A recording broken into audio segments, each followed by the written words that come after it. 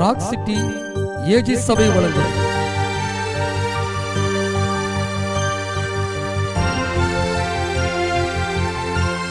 கிருபையும் சத்தியமும்.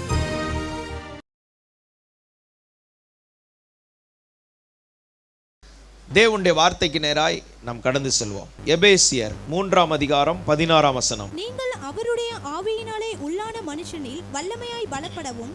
நீங்கள் உள்ளான மனுஷனில் வல்லமையாய் பலப்பட வேண்டும். நம்ம ஒவ்வொருவரும் உள்ளான மனுஷனில் வல்லமையாய் பலப்பட வேண்டும் என்கிற இந்த குறிப்பிட்ட காரியத்தில் நாம் கவனம் செலுத்தினால் நாம் பலமுள்ளவர்களாய் மாறிவிடுவோம். எபேசியர் 4ஆம் அதிகாரம் 17ஆம் வசனத்திலே தங்கள் வீணான சிந்தையிலே நடக்கிறது போல வீண் சிந்தையிலே நடக்கிறவர்களாய் இருந்தோம். 18ஆம் வசனத்திலே புத்தியில் அந்தகாரப்பட்டிருந்தோம், இருதய கடினத்தினால் நிறைந்திருந்தோம், அங்கே அறியாமையினால் இருந்தோம் என்று சொல்லப்பட்டிருக்கிறது. 19ஆம் வசனத்திலே உணர்வில்லாதவர்களாய் இருந்தோம், அசுத்தங்களில் ஆவல் உள்ளவர்களாய் இருந்தோம், சகல அசுத்தங்களையும் ஆவலோடு நடப்பிக்கிறவர்களாய் இருந்தோம். இப்படியெல்லாம் துல்லியமாக ஆண்டவருடைய வார்த்தை இங்கே சொல்லுகிறது. இப்படிப்பட்டவர்களாய் இருந்த நாம், ஆண்டவர் இயேசு நம்மை மறுரூபமாக்கினார், நம்மை புதுப்பித்தார். கிறிஸ்துவுக்குள் வந்ததுக்கு பின்பு நம்முடைய வாழ்க்கை மறுரூபமாய் மாற்றப்பட்டது. முற்காலத்திலே அக்கிரமங்களிலும் பாவங்களிலும் மரித்தவர்களாய் இருந்தோம். எபேசியர் 2:1. இவ்வுலக வழக்கத்தின்படி நடக்கிறவர்களாய் இருந்தோம். எபேசியர் 2:2. கீழ்ப்படியாமையின் பிள்ளையினிடத்தில் கிரியை செய்கிற ஆகாயத்து பிரபுவுடைய ஆவிக்கேற்றபடி நடந்தோம். எபேசியர் 2:2. மாம்சத்தின்படி மாம்ச இச்சையின்படியும் மாம்சமும் மனசும் விரும்பினவைகளை செய்தோம். எபேசியர் 2:3. கோபாக்கினையின் பிள்ளைகளாய் இருந்தோம். எபேசியர் 2:3. கிறிஸ்துவை சேராதவர்களாய் இருந்தோம். எபேசியர் 2:12. இஸ்ரவேலின் காணியாட்சிக்கு புறம்பானவர்களாய் இருந்தோம். எபேசியர் 2:12. உடன்படிக்கைக்கு அந்நியர்களாய் இருந்தோம். எபேசியர் 2:12. நம்பிக்கை இல்லாதவர்களாகவும் தேவனற்றவர்களாயும் கிறிஸ்து இயேசுவுக்கு தூரமானவர்களாயும் இருந்தோம். எபேசியர் 2:12. இப்படி பல விதங்களிலே இருந்த நம்மை ஆண்டவர் அவருடைய பிள்ளையாய் மாற்றி கிறிஸ்துவுக்குள் வந்த பின்பு அவரோடு உடன் சுதந்திரம் உள்ளவர்களாய் மாறிவிட்டோம். அந்த பரிசுத்தம் உள்ளவர்களாய் மாறிவிட்டோம். எபேசியர் 1:4. குற்றமில்லாதவர்களாய் மாற்றுகிறார். எபேசியர் 1:4. தெரிந்து கொள்ளப்பட்டவர்களாய் மாற்றினார். எபேசியர் 1:4. புத்திர சுவிகார புத்திரராய் மாற்றினார். எபேசியர் 1:6. முன் குறிக்கப்பட்டவர்களாய் மாற்றினார். எபேசியர் 1:6. பாவ மன்னிப்பாகிய மீட்பை பெற்றவர்களாய் மாறினோம். எபேசியர் 1:7. தேவ சித்தத்தின் ரகசியத்தை அறிந்தவர்களாய் இருந்தோம். எபேசியர் 1:10. பரிசுத்த ஆவியினால் முத்திரை போடப்பட்டவர்களாய் இருந்தோம். எபேசியர் 1:13. இயேசுவின் மேல் விசுவாசம் உள்ளவர்களாய் பரிசுத்தவான்கள் மேல் அன்புள்ளவர்களாய் மாறினோம். எபேசியர் 1:15. இடவிடாமல் ஸ்தோத்திரம் பண்ணி ஜெபம் செய்கிறவர்களாய் மாறினோம். எபேசியர் 1:16. பிரகாசமுள்ள மனக்கண்களை உடையவர்களாய் மாறினோம். எபேசியர் 1:19. உயிர்ப்பிக்கப்பட்டவர்களாய் மாறினோம். எபேசியர் 2:1. இப்படி கிறிஸ்துவுக்குள் நாம் புதிய மனிதர்களாய் மாறி இருக்கிறோம். முற்காலத்திலே நாம் அப்படிப்பட்டவர்களாய் இருந்தோம். இப்பொழுது இயேசு நம்மை மறுரூபமாக்கி இருக்கிறார். இப்படி மறுரூபமாக்கின பின்பு நீங்கள் அவருடைய ஆவியினாலே உள்ளான மனுஷனில் வல்லமையாய் பலப்படவும். தேவனுடைய பிள்ளைகளாகிய நாம், நமக்குள் இருக்கிற உள்ளான மனுஷன் புறம்பான மனுஷன். அதை குறித்து எபேசியர் 4:22. அந்தப்படி முந்தின நடக்கைக்குரிய மோசம் போக்கும் இச்சைகளினால் கெட்டு போகிற பழைய மனுஷனை நீங்கள் களைந்து போட்டு உங்கள் உள்ளத்திலே புதிதான ஆவி உள்ளவர்களாகி மெய்யான நீதியிலும் பரிசுத்தத்திலும் தேவனுடைய சாயலாய் சிருஷ்டிக்கப்பட்ட புதிய மனிதனை தரித்துக் கொள்ளுங்கள். புது மனுஷனை தரித்துக் கொள்கிறோம். பழைய மனுஷன் மாம்சத்துக்குரியவன். ரோமர் 7:19. ஆதலால் நான் விரும்புகிற நன்மையை செய்யாமல் விரும்பாத தீமையை செய்கிறேன். அந்தபடி நான் விரும்பாததை நான் செய்தால் நான் அல்ல, எனக்குள்ளே வாசமாயிருக்கிற பாவமே அப்படி செய்கிறது. ஆனபடியால் விரும்பாததை செய்கிறேன், அது எனக்குள்ளே வாசம் பண்ணுகிற அந்த பாவம் அப்படி செய்தது. ஆனபடியால் நன்மை செய்ய விரும்புகிற என்னிடத்தில் தீமை உண்டென்கிற ஒரு பிரமாணத்தை காண்கிறேன். உள்ளான மனுஷனுக்கு ஏற்றபடி தேவனுடைய நியாய பிரமாணத்தின் மேல் பிரியமாயிருக்கிறேன். ஆகிலும் என் மனதின் பிரமாணத்துக்கு விரோதமாய் போராடுகிற வேறொரு பிரமாணத்தை என் அவயங்களில் இருக்க காண்கிறேன். அது என் அவயங்களில் உண்டாயிருக்கிற பாவ பிரமாணத்துக்கு என்னை சிறையாக்கி கொள்கிறது. நிர்பந்தமான மனுஷன் நான். இந்த மரண சரீரத்தினின்று யார் என்னை விடுதலையாக்குவார்? நம்முடைய கர்த்தராகிய இயேசு கிறிஸ்து மூலமாய் தேவனை ஸ்தோத்தரிக்கிறேன். ஆதலால் நானே என் மனதினாலே தேவனுடைய நியாய பிரமாணத்துக்கும் மாம்சத்தினாலுடைய பாவ பிரமாணத்துக்கும் ஊழியம் செய்கிறேன். இங்கே சரீரத்தில் ஒரு பிரமாணம் இருக்கிறது. அந்த பிரமாணத்திற்கு பாவ பிரமாணம் என்று பெயர். இந்த சரீரம் அந்த பாவ பிரமாணத்திற்கு நேரே மனிதனை நடத்துகிறது. மனதில் ஒரு பிரமாணம் இருக்கிறது. அது மனதின் பிரமாணம். பிரமாணம் என்றால் எழுத்து, செயல்பாடுகள், சரீரத்தின் செயல்பாடுகள். மனதில் ஒரு பிரமாணம் இருக்கிறது. அது நியாய பிரமாணத்தின்படி நடக்க வேண்டும் என்கிற ஒரு பிரமாணம் மனிதனுக்கு இருக்கிறது. இந்த மனதின் சரீர பிரமாணத்தினால் பாவத்திற்கு இவன் ஊழியம் செய்கிறேன் என்று சொல்லுகிறார். மனதின் பிரமாணத்தினால் அவன் தேவனுக்கு ஊழியம் செய்கிறேன் என்று சொல்லுகிறார். இப்போ நிர்பந்தமான மனிதன் நான். யார் என்னை இந்த பாவ சரீரத்திலிருந்து விடுதலையாக்குவார் என்கிற கேள்வி வந்து ரோமர் 8ஆம் அதிகாரம் 2ஆம் வசனத்திலே கிறிஸ்து இயேசுவினாலே ஜீவனுடைய ஆவியின் பிரமாணம் என்னை பாவ மரணம் என்பவைகளின் பிரமாணத்தினின்று விடுதலையாக்கிற்று. என்னை பாவம் மரணம் என்பவைகளின் பிரமாணத்தினின்று என்னை விடுதலையாக்கிற்று. அல்லேலூயா. இயேசு கிறிஸ்துவினுடைய ஆவியின் பிரமாணம் பாவ பிரமாணம் மரண பிரமாணத்திலிருந்து விடுதலை ஆகிடுச்சான். இந்த பிரமாணத்தை ஆவியின் பிரமாணத்தினால விடுதலையாக்கப்பட்டிருக்கிறோம். இந்த தேவனுடைய ஆவியினாலே உள்ளான மனுஷன்ல வல்லமையா பலப்பட முடியுமே தவிர மற்றபடி முடியாது.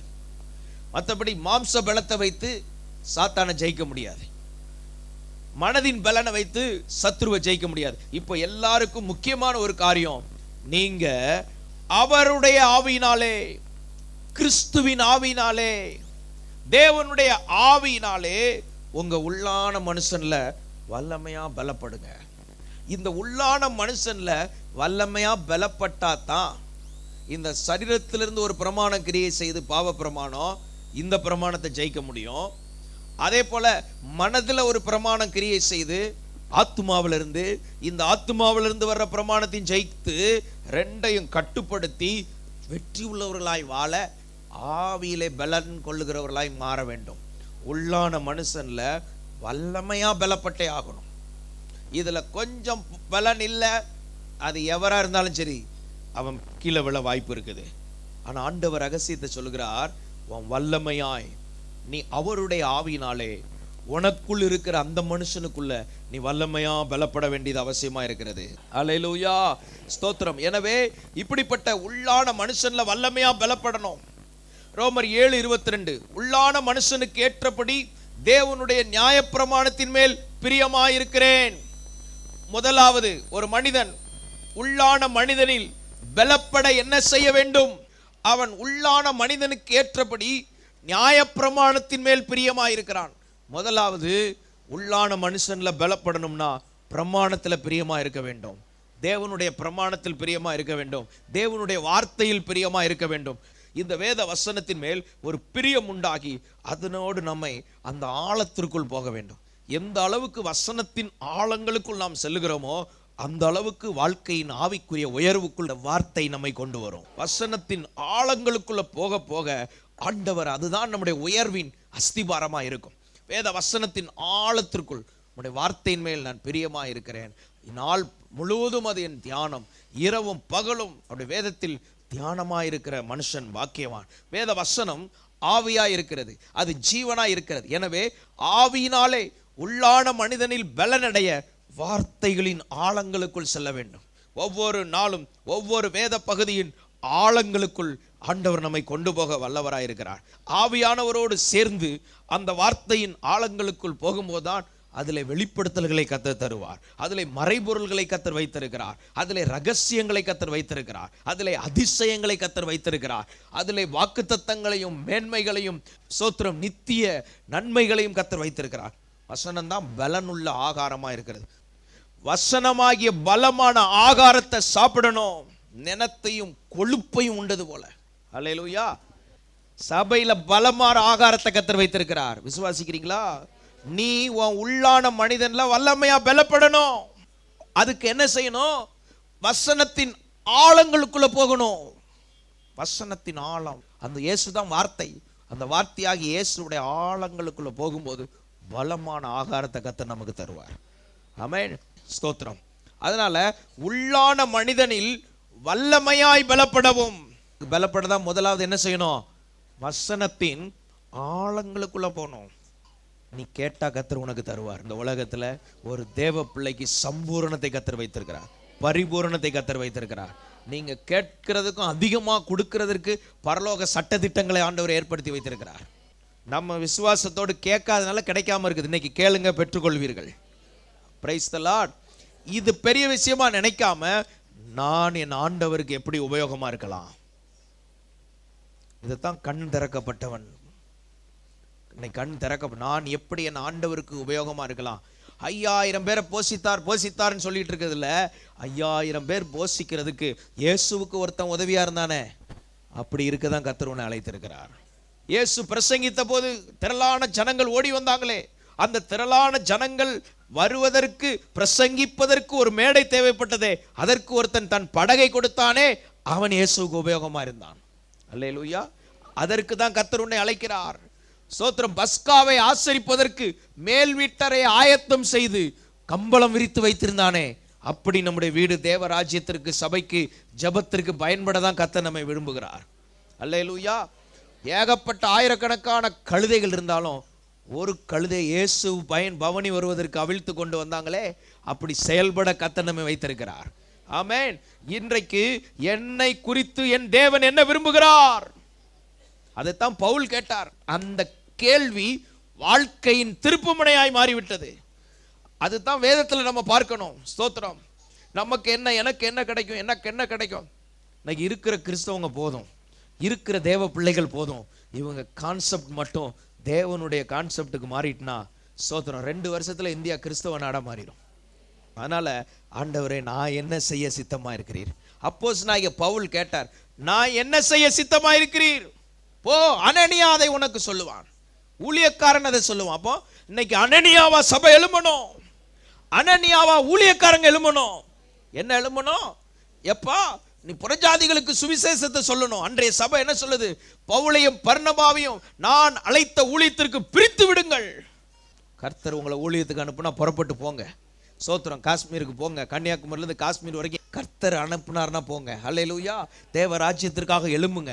தேவ நாம மகிமைக்காக கர்த்தர் நம்மை வைத்திருக்கிறார். அல்லேலூயா.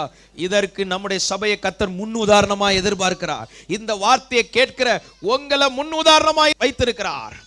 சபை என்பது அடைக்கல பட்டணம் அல்ல, சபை என்பது செயல்படும் சேனை.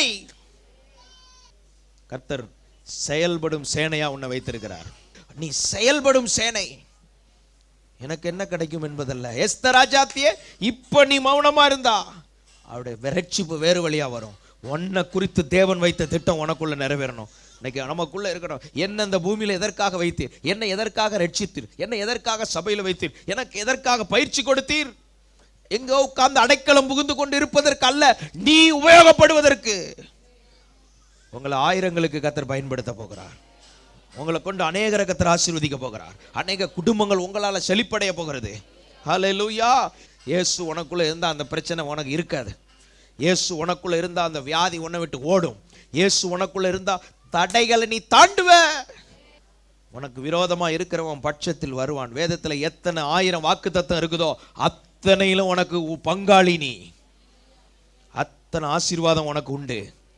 அதுக்கு மாறா எதை சொன்னாலும் அது கர்த்தர்ட்ட வர்ற வார்த்தை அல்ல, அது அபத்தமாய் போகும். விசுவாசிக்கிறீங்களா? நம்ம எப்படி ஆசீர்வாதமா இருக்கணும்? சரி, உள்ளான மனுஷன்ல வல்லமையா பலப்படணும்னா வசனத்தின் ஆழங்களுக்குள்ள போகணும். இந்த மாதிரி வசனத்துக்குள்ள போகணும். ஹல்லேலூயா. ஆசீர்வாதம் என்பது ஒரு பிட்டு குறையாது. பூரணமான ஆசீர்வாதம் நமக்கு உண்டு. ஆனா இந்த ஆசீர்வதிக்கப்பட்ட நாம் என்ன செய்ய வேண்டும்? அதைத்தான் கர்த்தர் பேசி கொண்டிருக்கிறார். அப்போ இந்த வசனத்தின் ஆழங்களுக்குள்ள போகும்போதுதான் மறைபொருளை கர்த்தர் வெளிப்படுத்துவார். உன்னை குறித்து ஒரு திட்டத்தை கர்த்தர் வச்சிருப்பார். இங்க எத்தனை பேர் ஆதாயப்படுத்தணும், உன் மூலம் எத்தனை பேர் ஆசீர்வதிக்கப்பட போறார். நீ எப்போ மற்றவங்க ஆசீர்வதிக்கப்படணும், மற்றவங்க நல்லா இருக்கணும், மற்றவங்க சுகமாக்கப்படணும், மற்றவங்க விடுவிக்கப்படணும், மற்றவங்க என் மூலம் நன்மை பெறணும், மற்றவர்கள் மேன்மை அடையணும் நம்ம நினைக்கும் போது நம்ம பாத்திரம் நிரம்பி அவர்களை போய் ஆசீர்வதிக்கும். ஏன் இந்த பாத்திரம் நிரம்பல? நம்ம கதையே பார்த்து கொண்டிருக்கனால இந்த பாத்திரம் நிரம்பல. பிறர் நலம் நோக்க ஆரம்பிச்சீங்கன்னா உங்க பாத்திரத்தை கர்த்தர் நிரப்பி அவர்களை ஆசீர்வாதமாக்கிடுவார். ஹல்லேலூயா.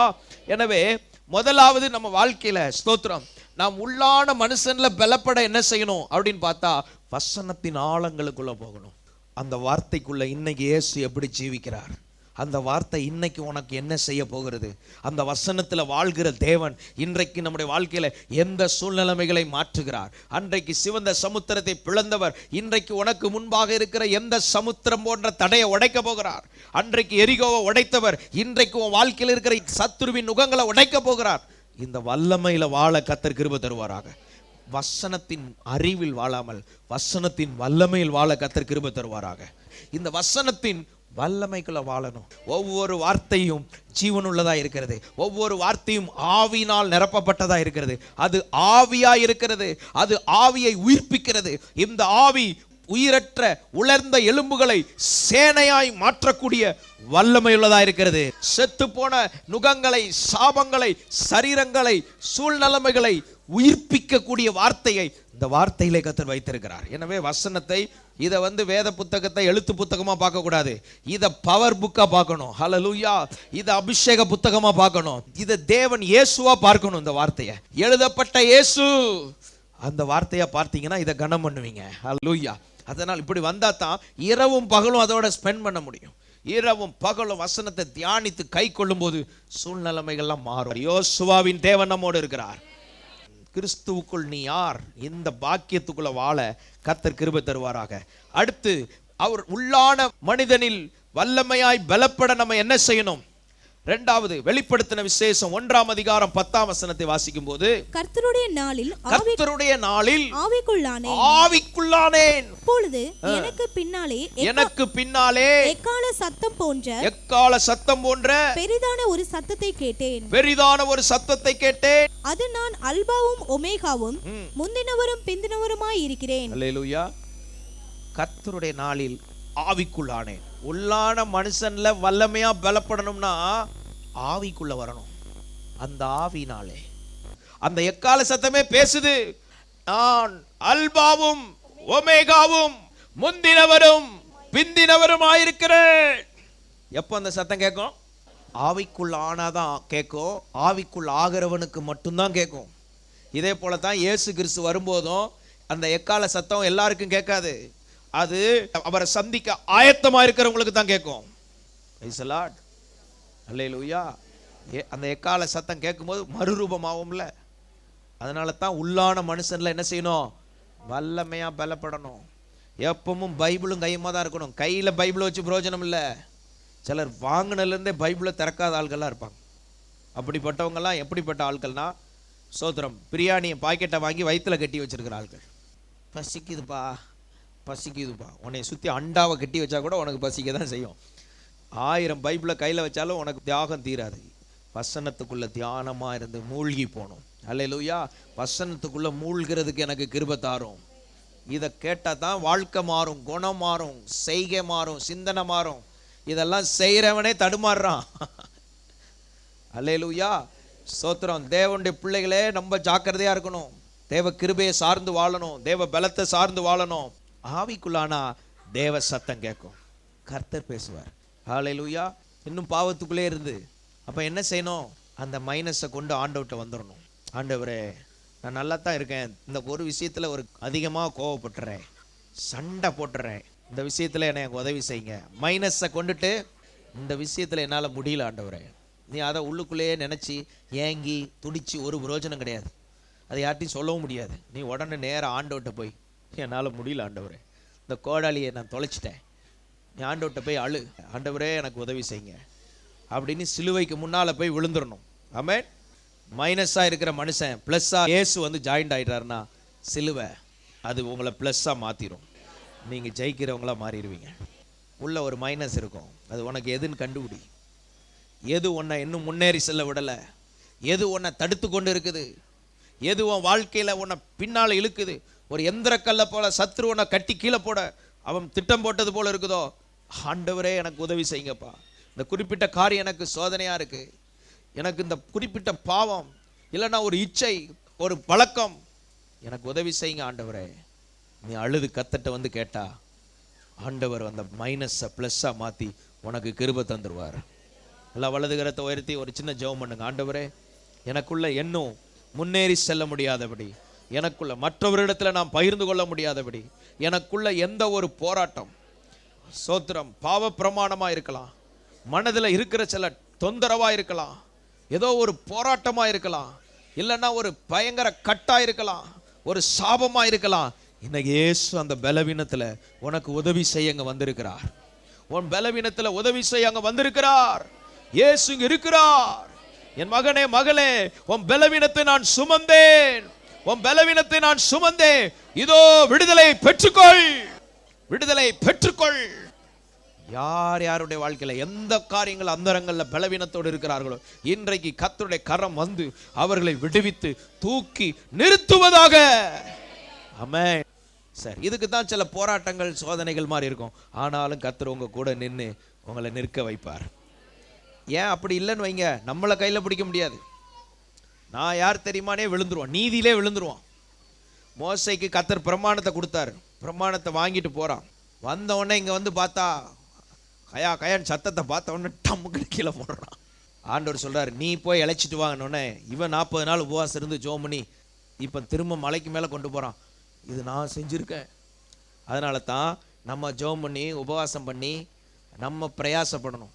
அப்போ நம்மளும் பிரயாசப்பட்டு ஜெபம் பண்ண இந்த பிரமாணத்தை கொண்டு கற்பலகையை நம்ம இழைச்சிட்டு கொண்டு போனால் ஆண்டவர் அதில் பிரமாணங்களை எழுதுகிறார். ஹல்லேலூயா. கர்த்தரா கொடுத்ததை நீ இழந்திருக்கலாம். இன்னைக்கு ஆண்டவர் நீனும் பிரயாசப்பட்டா ஆண்டவர் திரும்ப உனக்கு தருகிறார். ஆண்டவர் கொடுத்த பிரமாணம் கானானுக்குள்ளே கொண்டு போகலை, இவன் பிரயாசப்பட்டு திரும்ப அதை வாங்கி ஜனங்களுக்கு கொடுக்குறான். அவங்கெல்லாம் கானானுக்குள்ளே போகிறாங்க. இன்னைக்கு ஆண்டவர் மீண்டும் அந்த கிருபையை உனக்கு தருகிறார், மீண்டும் அந்த அபிஷேகத்தை தருகிறார். உன்னை பற்றி நீ தப்பான எண்ணத்தை எடுத்து விடு. நான் ஒரு தோற்று போனவன், நான் ஒரு விழுந்து போனவன் இல்லை. விழுந்து போனவனை ஜெயமாக்குகிறவர் தான் இயேசு. தோற்று போனவனை ஜெயிக்க வைக்கிறவர் தான் இயேசு. முடியாது என்கிறவனை முடியும் என்று சொல்ல வைக்கிறவர் தான் இயேசு. ஏனென்றா உண்மையில இனி நாம் அல்ல, இனி ஜெயிக்க போறது நான் அல்ல, இனி மேன்மை அடைய போறது நான் அல்ல, எனக்குள் இருக்கிற இயேசு உள்ளான மனுஷன்ல உனக்கு பலனை தருகிறார். ஹல்லேலூயா. நமக்கு தேவை வாஞ்ச. நான் ஜெயிக்க விரும்புகிறேன், நான் மேற்கொள்ள விரும்புகிறேன், நான் முன்னேற விரும்புகிறேன், நான் ஆசீர்வதிக்கப்பட விரும்புகிறேன். நீ விரும்புகிறாயா சொஸ்தமாக வேண்டும் என்று? அப்படியே ஆகும். உள்ளான மனிதனில் வல்லமையா பலப்படணும், வெளிப்படுத்தலுக்குள்ள வரணும். அப்பந்தான் வருது ஒரு எக்கால சத்தம். கர்த்தர் பேசுறாரு, தன்னை பத்தி சொல்றாரு. நீ ஏசுநாதர்னா சோத்திரம் ஒரு படத்துல இருக்கிற ஒரு ஆள்லாம் நினைப்போம். அவர் சொல்றார், நான் அல்பாவும் ஒமேகாவும் முந்தினவரும் பிந்தினவருமா இருக்கிறேன்கிறார். அவரை பத்தியே ஒரு வெளிப்பாடை கொடுக்கிறார். நம்ம இன்னும் இயேசுவே யாருன்னு தெரியாம இருக்கிறோம். இப்பந்தான் ஆண்டவர் பேசுறாரு. எப்பா யார் தெரியுமா? யோவான்ட்ட சொல்றாரு, மார்பிள சாஞ்சிருந்தேன் அந்த இயேசு தான் நினைக்காதப்பா. யார் தெரியுமா? நான் அல்பாவும் ஒமேகாவும் ஆதியும் அந்தமுமா இருக்கிறேன், முந்தினவரும் பிந்தினவருமா இருக்கிறேன். ஒன்ன அப்ப அவனுக்கு எப்படி இருக்கும் பாருங்க. அப்பதான் தரிசனம் கிடைக்குது. 7 குத்து விளக்கு மத்தியில் உலாவுகிறார், 7 நட்சத்திரங்களை கைகளில் வைத்திருக்கிறார், நிலையங்கி தரித்திருக்கிறார், பொற்கிரீடம் இருக்கிறது. அவரை பத்தி வெளிப்பாடு கிடையாது. அவர் யார்?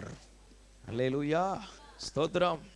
இயேசு யாருன்னு ஒரு வெளிப்பாடு வேணும்னா உள்ளான மனுஷன்ல பலப்பட்டாதான் தெரியும். ஆமென். இயேசு யாருன்னு கர்த்தர் உனக்கு ஒரு வெளிப்பாடு கொடுத்தா தான் அவர் யாருன்னு தெரியும். ஆமென். அந்த வெளிப்பாடு வேணும்னா உன் உள்ளான மனிதன்ல நீ வல்லமையா பலப்படணும்.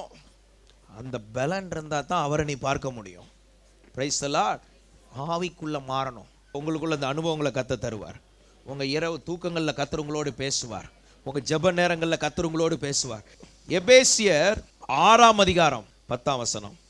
கடைசியாக சகோதரரே, கர்த்தரிலும் அவருடைய சத்துவத்தின் வல்லமையிலும் பலப்படுங்கள். கடைசியாக என் சகோதரரே, கர்த்தரிலும் அவருடைய சத்துவத்தின் வல்லமையிலும் பலப்படுங்கள். இந்த உள்ளான மனுஷன் பலப்படணும். அடுத்து எதுல பலப்படணுமா? கர்த்தர்ல பலப்படணும். கர்த்தர்ல பலப்படணும்னா அப்படின்னா என்ன? கர்த்தருக்குள்ள போய் ஒரு பலன் அடையணும். நீங்களும் நானும் கர்த்தர்ல பழகணும். வசனத்துல பழகுன, வெளிப்படுத்தல பழகுன, இப்போ கர்த்தர்ல பழகணும். கர்த்தர்ல பழகிறதுனா என்ன? அதுதான் ஏசாயா 40:31 கர்த்தருக்கு காத்திருக்கிற அனுபவம். அல்லேலூயா. ஆண்டவருக்கு காத்திருக்கணும். அவர் வந்து பேசும் வர நம்ம ஜெபங்கள்ல நாம இனி எதையும் சொல்லக்கூடாது. ஆண்டவர் வந்து பேசு வர காத்திருக்கணும். நம்ம என்ன சொல்ல போறோங்கிற நம்ம ஹார்ட்டே அவர் கையில தான் இருக்குது. நம்ம வாயில சொல்லு புறவாததுக்கு முன்னாலே அவருக்கு தெரியும். அல்லேலூயா. சிலர் ஆண்டவருக்கே சொல்லி கொடுக்குற மாதிரி ஜெபம் இருக்கும். அதனால அந்த மாதிரி இல்லாம அவருக்கு எல்லாம் தெரியும். தெரிஞ்சவர்கிட்ட எப்படி பேசணும், தெரியாதவங்ககிட்ட எப்படி பேசணும், அவர் தெரிஞ்சவர்கிட்ட எப்படி பேசணும், காத்திருக்கணும். அவ்வளவுதான். எல்லாம் தெரிந்தவர், எல்லாம் அறிந்தவர், எக்காலமும் புரிந்தவர். மனுஷ பிரமாணம் என்ன, இன்னைக்கு நாளைக்கு என்ன நடக்குன்னு நமக்கு தெரியாது. ஆனா தேவனுடைய ஆவியின் பிரமாணம் என்ன, நாளைக்கு நடக்கிறதுன்னு தெரியும். அன்னைக்கு 2000 வருஷத்துக்கு முன்னால பத்மு தீவுல ஜெபத்துல இருந்த ஆவிக்குள்ளான யோவானுக்கு 2000 வருஷத்துக்கு அப்புறம் என்ன நடக்கும்னு ஆவியில கர்த்தர் சொல்லிட்டார்ல. இன்னைக்கு கர்த்தருக்குள்ள ஆவிக்குள்ளான அந்த 2014 எப்படி வைப்பார்னு கர்த்தர் சொல்லி தர மாட்டாரா? உங்க சந்ததியை பத்தி சொல்லி தர மாட்டாரா? ஆவிக்குள்ளாகும் போது. அதனால எல்லாம் எக்காலமும் அறிந்தவர். அவரிடத்துல நீ போய் காத்திருந்தா அவருடைய பலன் உனக்குள்ள வந்துடும், அவருடைய வல்லமை நமக்குள்ள வந்துடும். கர்த்தரிலும் அவருடைய சத்துவத்தின் வல்லமையிலும் பலப்படும். வீட்டில் ஒவ்வொரு வீட்லையும் ஒரு ஜெப அரண் இருக்கும். அங்கே கர்த்தர் வந்து பேசி கடந்து போகும்போது அந்த அறையே மகிமையா நிரம்பிடும். ஹல்லேலூயா. இப்போ ஆவிக்குள்ள வரும்போது கர்த்தர் இறங்கியிருப்பாரு. அந்த மகிமை அந்த அறையை மூடி இருக்கும். தேவதூதர்கள் வந்து நிற்பாங்க. ரகசியங்கள் கிடைக்கும், வெளிப்படுத்தல்கள் கிடைக்கும். ஹல்லேலூயா. இந்த மாதிரி அனுபவங்கள்ல நம்ம சபையில நிறைய பேரை கர்த்தர் கொண்டு போக போறார்.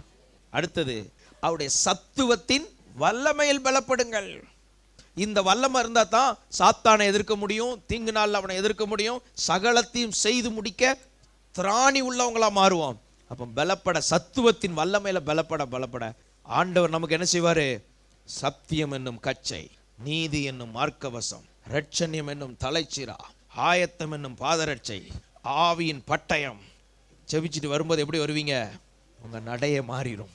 ஹல்லேலூயா. புரியுதா? கர்த்தரின் சத்துவத்தின் வல்லமையில பலம் அடைஞ்சிச்சு நீங்க வைங்க, அத்தனையிலும் பலம் உள்ளவங்களா வந்து நிற்பீங்க. ஜெபிக்கிறவன் தான் ராணுவ வீரன். இதை பார்த்து பேய் என்ன செய்யும்? அவன் வந்துட்டான், அமைதி உண்டாயிரும். நீங்க போன உடனே அந்த சூழ்நிலைமையே கர்த்தருடைய கண்ட்ரோல்ல வந்துடும். எத்தனை பேர் அதை விரும்புறீங்க? நீங்க ஊழியத்து போய் நின்று அந்த பேய போய் இந்த பேய போயின்லாம் மந்திரம் சொல்லிட்டு இருக்க வேண்டாம்.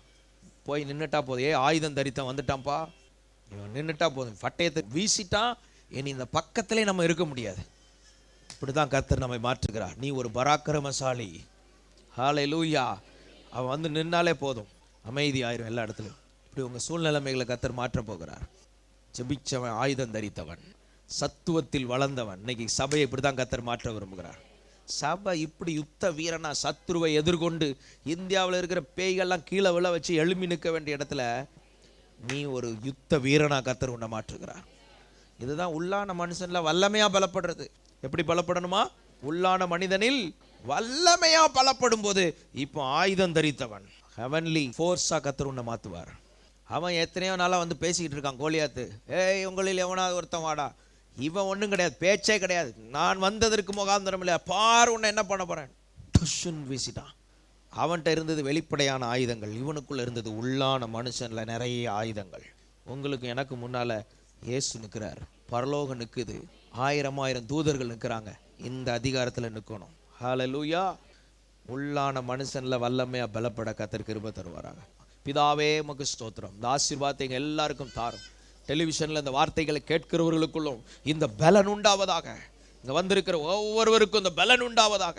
உள்ளான மனிதன்ல இப்படிப்பட்ட வல்லமையாய் பலப்பட இன்னைக்கு அப்புறம் இது ஒரு அனுபவமாய் மாறட்டும் ஆண்டவரே. பாரம்பரியங்கள் உடையட்டும் ஆண்டவரே. ஆண்டவரே கிருபை தருவீராக. சோத்ரம் சோத்ரம் சோத்ரம் ஆண்டவரே. இயேசுவே உமக்கு நன்றி. ஹல்லேலூயா. எல்லாரையும் ஆசீர்வதிங்க இயேசுவின் நாமத்தில் பிதாவே. ஆமென். Rock City AG church service timing Sunday morning 5 a.m., 7 a.m., 9 a.m. and 11 a.m. Evening 6:30 p.m. Branch Church AG Blessing Center. Sunday morning service 9 a.m. near Ariyamangalam EB Office Street, Thidir Nagar Road. Our address AM Plaza, number 8/1, second floor, opposite Sidambaram Mahan, Trichy 620002. Cell phone 9997 66607364.